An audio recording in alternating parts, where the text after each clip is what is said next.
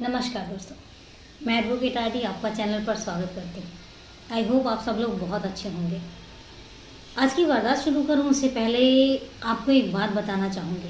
कई बार हम लापरवाही कर जाते हैं, खासकर अपनों के प्रति। आज की जो अभी की एक घटना है जो मैंने अभी सुनी है, लुधियाना के पास एक शहर है नवा शहर की ये घटना है। घर पर माँ होती है और 1.5 साल का बच्चा होता है और उसके अलावा उसके दादा दादी होते हैं। बच्चे के दादा दादी कहीं गए हुए होते हैं और वो लेडी जो है वो बाथरूम में पानी भर रही होती है बाल्टी में। उसके बाद उसका फ़ोन आ जाता है और वो फ़ोन पर बिज़ी हो जाती है। थोड़ी देर तक फ़ोन पर बिज़ी रहने के बाद वो वॉशरूम में जाती है, देखती है कि उसका बच्चा जो है वो बाल्टी में उल्टा पड़ा हुआ है। जैसे ही वो निकालती है, निकालने के बाद उसको देखती है तो बच्चा मर चुका था। एक्चुअल जो बच्चा मरा है वो खेलते खेलते बाथरूम में पहुंच गया होगा। क्योंकि बच्चे जो हैं, आपको पता ही है कि बच्चे पानी से बहुत ज़्यादा अट्रैक्ट करते हैं और पानी के आसपास वो रहना भी पसंद करते हैं, उनको अच्छा लगता है। बाल्टी भरने की आवाज़ उसको आई होगी और वो वॉशरूम में गया। और वॉशरूम में जाने के बाद अब 1.5 साल का बच्चा है, कितनी हाइट होगी, कितना ही होगा, और वो इस तरीके से पलट गया। और जब वो पलटा तो उसको निकलने का चांस नहीं मिला और वहीं पर ही डूब के उसकी मौत हो गई। अब उस माँ पर सोचिए क्या गुजर रही होगी, उस घर पर सोचिए क्या गुजर रही होगी जिनका 1.5 साल का बच्चा यूँ मौत के मुंह में समा गया। तो दोस्तों, लापरवाही ना करें, और ख़ासकर जब घर में छोटे बच्चे हों या बड़े बुजुर्ग हों, दोनों के प्रति लापरवाही जो है वो सही नहीं होती है। क्योंकि दोनों को ही आपकी ज़रूरत होती है। थोड़ा सा ध्यान उन पर भी देना ज़रूरी होता है, और ख़ासकर छोटे बच्चों पर ज़्यादा। ये थी वारदात। अब आज की वारदात शुरू करूँ उससे पहले वही रात के 9 बज चुके हैं, कहानी का सिलसिला शुरू हो चुका है। कहानी शुरू करूँ उससे पहले मैं यही कहना चाहूँगी कि अगर आप चैनल पर नए हैं तो परिवार को बड़ा करने में सहयोग दें। आजकल आप सब्सक्राइब नहीं कर रहे हैं, मुझे नहीं पता है कि कहाँ कमी आ रही है। मैंने आपको पहले भी बोला है कि अगर कोई सजेशन है तो आप सजेशन ज़रूर दें, अप्लाई होगा। वारदात के बारे में क्या राय है ये मुझे ज़रूर बताएं। तो प्लीज़ मेरा सहयोग ज़रूर करें, क्योंकि आप सब लोगों के सहयोग की बहुत ज़्यादा ज़रूरत रहती है। अब शुरू करते हैं आज की वारदात। आज की वारदात भी पंजाब से ही है। तो उससे पहले भी जो वारदात बताई है वो भी पंजाब से है। पंजाब में एक शहर है पटियाला शहर की ये वारदात है। यहाँ पर एक परिवार रहता है, गुरमुख सिंह का परिवार। गुरमुख सिंह जो घर के मुखिया हैं, पहले वो गवर्नमेंट जॉब में थे और उसके बाद रिटायरमेंट के बाद वो प्राइवेट जॉब कर रहे होते हैं। उसके अलावा उनके घर में जसवीर कौर, उनकी जो बीवी है, उम्र 50 साल, हरविंदर सिंह उर्फ जग्गी, उम्र 27 साल, तीनों घर में रह रहे होते हैं। 26 जुलाई 2023, ज़्यादा समय नहीं हुआ है, अभी 1 महीना भी कंप्लीट नहीं हुआ है, क्योंकि अगस्त चल रहा है और आज 9 अगस्त है। गुरमुख सिंह शाम को अपने काम से वापस लौटते हैं तो देखते हैं घर का दरवाज़ा खुला हुआ है।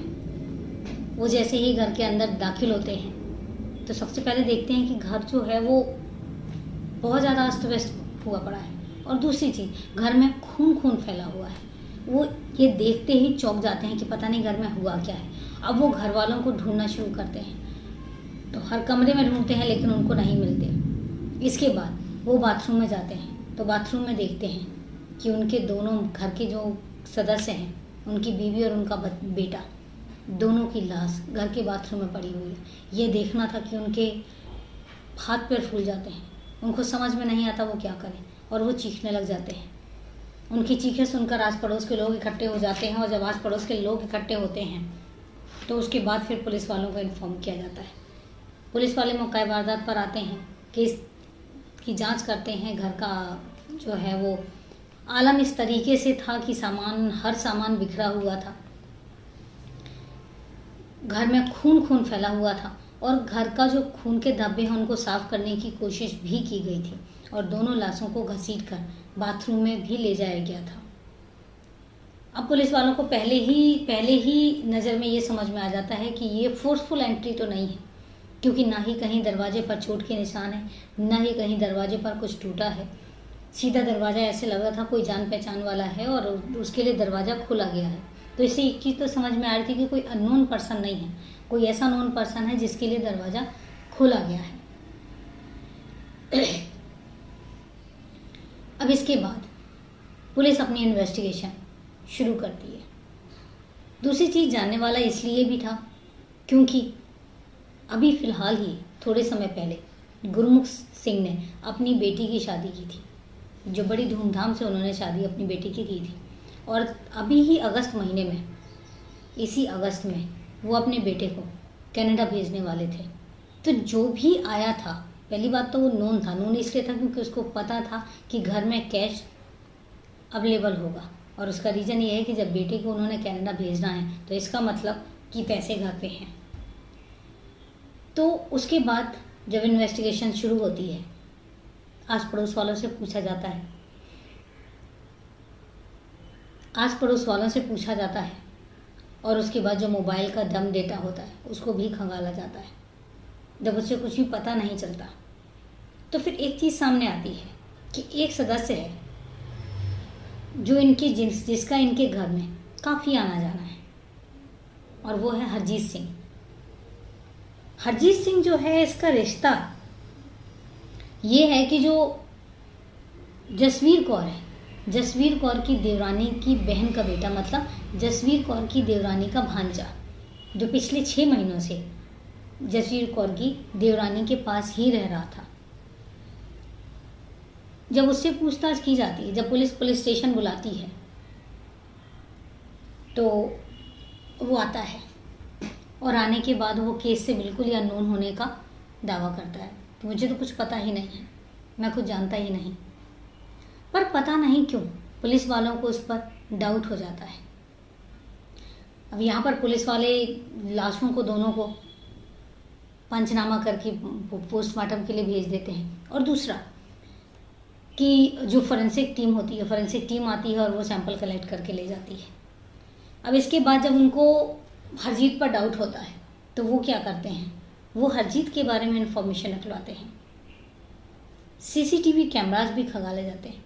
अब सीसीटीवी कैमरा में उनको एक चीज़ बड़ी अजीब लगती है कि उनको ये तो दिखता है बहुत सारे लोग आए गए, ये सारा दिखता है। उसके बाद एक जगह पर हरजीत सिंह जो है घर की तरफ जाता हुआ दिखता है, घर की तरफ एंटर करता हुआ दिखता है, लेकिन घर से बाहर निकलते हुए वो किसी भी वीडियो में नहीं है, किसी भी कैमरा में नहीं है। ये चीज़ पुलिस वालों को बहुत अजीब लगती है और उनको समझ नहीं आता कि आखिर हरजीत जब घर के अंदर गया है तो घर के बाहर भी निकलना चाहिए। उससे प्रीवियस जो वीडियोस होते हैं वो भी वो देखते हैं, लेकिन उससे पहले वाले जो वीडियोस में है वो हरजीत सिंह जाता हुआ भी दिखता है और वापस आता हुआ भी दिखता है। लेकिन इसी दिन जो 26 जुलाई की वारदात है, उस दिन हरजीत सिंह जाता हुआ दिखता है लेकिन आता हुआ नहीं दिखता। इस बात पर पुलिस को बड़ा आश्चर्य होता है। अब जब पुलिस को पुख्ता कुछ और भी एविडेंस होते हैं जो पुलिस कलेक्ट करती है, और पुलिस को पुख्ता मतलब कंफर्म हो जाता है कि जो ये मर्डर है ये हरजीत सिंह ने ही किए हैं। अब पुलिस हरजीत सिंह को अरेस्ट करती है, और अरेस्ट करने के बाद उसे सख्ती से पूछताछ करती है। जब सख्ती से पूछताछ की जाती है तो हरजीत सिंह को ज़्यादा टाइम नहीं लगता और वो पूरा किस्सा तोते की तरह बखान देता है, और वो बताता है कि वो 6 महीने पहले ही यहाँ आया था, और उसका जो जसवीर कौर है, जसवीर कौर के घर भी आना जाना था। वो उसको भी मासी कहता था क्योंकि उसकी मासी की जिठानी थी। उनके घर भी आना जाना था। चूँकि 27 साल का जो जग्गी है उसकी उम्र भी 27 साल थी, तो हम उम्र थे, तो इस वजह से उन दोनों की दोस्ती भी थी, आता जाता था। जो ये हरजीत सिंह है, हरजीत सिंह ने बीएससी कर रखा था और वो भी कनाडा शिफ्ट होना चाहता था, वो भी बाहर जाना चाहता था।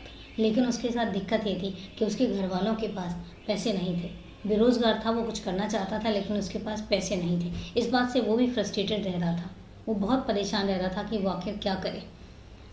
इसी फ्रस्ट्रेशन में आके जब वो यहाँ आना शुरू करता है तो उसको फिर पता चलता है कि जो ये है गुरमुख हैं। गुरमुख ने अभी अपनी बेटी की शादी की है और बेटी की शादी भी धूमधाम से की है, और इसके बाद ही तुरंत बाद वो अपने बेटे को भी कनाडा शिफ्ट कर रहे हैं। तो जब ये बात उसके दिमाग में आती है तो कहीं ना कहीं उसके दिमाग में कुछ खुराफात सामने आती कि उनके पास पैसे बहुत होंगे, और अब वो दिमाग में ये चीज़ें बिठाने लग जाता है।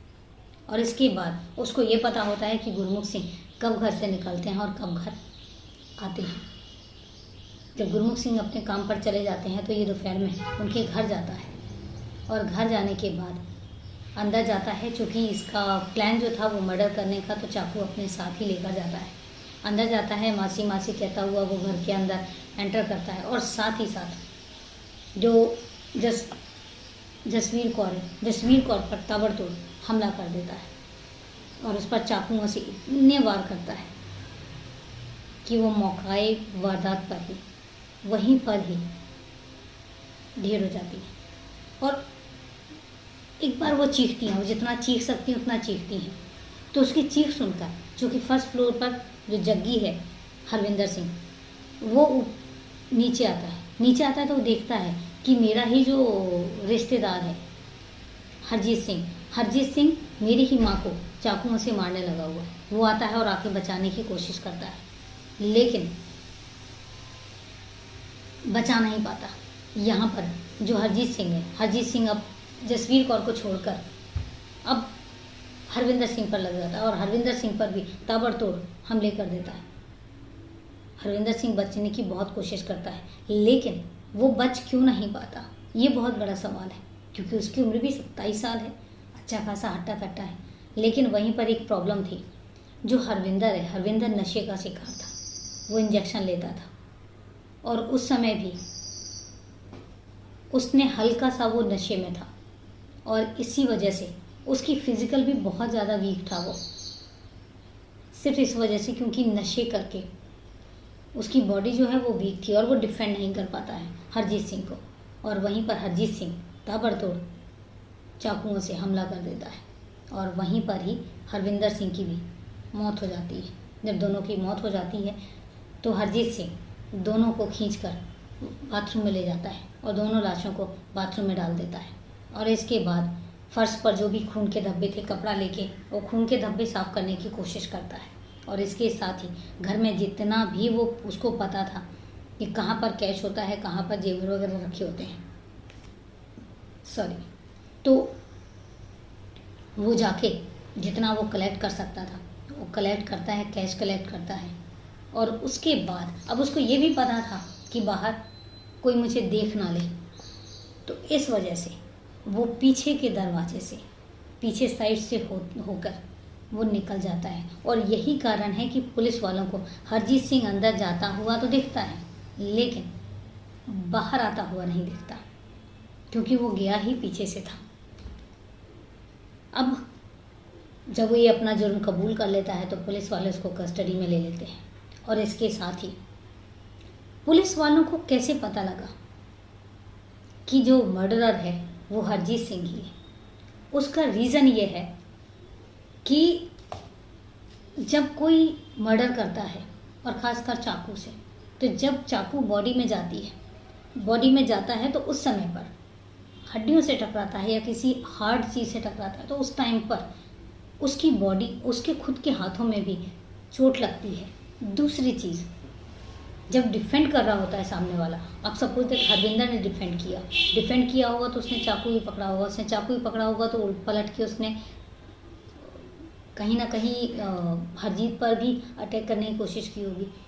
उन सब चीज़ों को लेकर जो हरजीत है, हरजीत के हाथों पर भी चोट के निशान होते हैं, और एक नहीं मल्टीपल चोट के निशान होते हैं। पुलिस को वहीं से देखकर लग जाता है। और ये एक क्लू था। पहला क्लू ये था कि सीसीटीवी कैमरास में वो अंदर जाता हुआ दिखता है, लेकिन बाहर आता हुआ नहीं दिखता। पुलिस वालों को वहाँ पर एक डाउट हो जाता है। दूसरा डाउट कि उसके हाथों में चोट के निशान हैं। जब वो हरजीत से पूछती है पुलिस कि तुम्हारे हाथों में ये चोट के निशान क्यों हैं, तो उस समय पर हरजीत कुछ बोल नहीं पाता, और वो यही कहता है कि कोई काम करते हुए मुझे चोट लग गई, पर वो एग्जैक्ट रीज़न नहीं बता पाता। और पुलिस वालों को कंफर्म्ड आउट हो जाता है और महज 48 घंटों में, ज़्यादा समय नहीं लगता, महज 48 घंटों के अंदर अंदर पुलिस मुजरिम को सामने लाकर खड़ा कर देती है। काबिले तारीफ़ है पुलिस का काम, जितने स्मार्टली उन्होंने इस वारदात के जो कातिल है उसको निकाल के सामने रख दिया। चार्जशीट फाइल होगी, केस कोर्ट में जाएगा, देखते हैं कोर्ट क्या डिसाइड करता है। ये थी पूरी वारदात। कई बार अपने ही अपनों के दुश्मन बन जाते हैं सिर्फ चंद रुपयों के लिए। सच में दोस्तों, आजकल किसी का कोई भरोसा नहीं है और कौन सा रिश्ता कब किसको दागदार कर जाए कुछ कह नहीं सकते। भरोसा करना मतलब ऐसे लगने लग गया है कि शायद दुनिया में अब आप किसी पर भरोसा ही नहीं कर सकते। आपको हर किसी को एक शक वाली नज़रों से देखना ही होगा। शायद क्या कर सकते हैं, यही दुनिया है, यही दस्तूर है। तो ये थी दोस्तों वारदात। अब वारदात ख़त्म करूं उसके पहले मैं यही कहना चाहूँगी कि वारदात के बारे में अगर कोई राय है तो कमेंट बॉक्स में जाकर कमेंट करके ज़रूर बताएं और प्लीज़ चैनल को ज़्यादा से ज़्यादा सब्सक्राइब करें। मुझे आप लोगों के सपोर्ट की वैसे बहुत ज़रूरत है क्योंकि ये चैनल नया है, तो इसको एक आगे तक लेकर भी जाना है। आप लोगों के सहयोग से आज मैं 52 एपिसोड कंप्लीट कर पाई हूँ इसके। मुझे तो लग भी नहीं रहा था कि मैं 52 एपिसोड भी कंप्लीट कर लूँगी, बट कंप्लीट हुए। अब बात आती है सवाल जवाब की। मैंने आपसे कल एक सवाल पूछा था कि अर्जुन पुरस्कार की शुरुआत कब हुई थी। तो थैंक यू राकेश जी, आपका आंसर भी करेक्ट है। और सबसे बड़ी बात यह है कि मोस्टली यही होता है कि सबसे पहला कमेंट और सबसे पहला आंसर राकेश जी का ही आता है।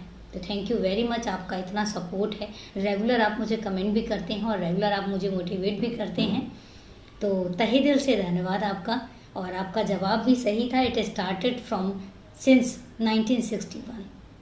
तो ये था जवाब। और अब आती है आज के सवाल की बात। तो ऐसा कौन सा देश है जिसमें सबसे ज़्यादा ट्रेन्स चलती हैं? क्योंकि ट्रेन तो हर कंट्री में चलती हैं, लेकिन सबसे ज़्यादा ट्रेन्स किस कंट्री में चलती हैं? आपको उस कंट्री का नाम बताना है। सर्च कीजिए और आंसर मुझे कमेंट बॉक्स में ज़रूर भेजिए। तो चले दोस्तों, मिलते हैं फिर अगली वारदात में एक नई कहानी के साथ। तब तक के लिए नमस्कार, जय हिंद।